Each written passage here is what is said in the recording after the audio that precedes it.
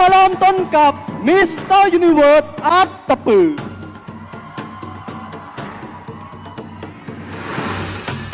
อารัตสีหารัตสิงหาราชมาในสุดวิลาบุรุษเผ่ากระตู่เป็นชนเผ่าหนึ่งที่ดำรงชีวิตอยู่ภาคใต้ของเราแต่งกายนุ่งถือมีเอกลักษณ์มีลวดลายผืนผ้าที่แตกต่างมีเอกลักษณ์สอดแทรกลูกปัดลงในผืนผ้าที่งดงาม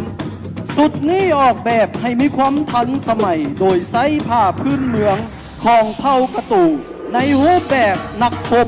สื่อถึงความองอาจกล้าหาญเด็ดเหนียวแน่นของปวงชนลาวทั้งชาติออกแบบและตัดเย็บโดยห้องเสื้อป่านเทพองอาจกล้าหาญที่สุดมิสเตอร์ยูนิเวิร์สอาร์ตตะปือ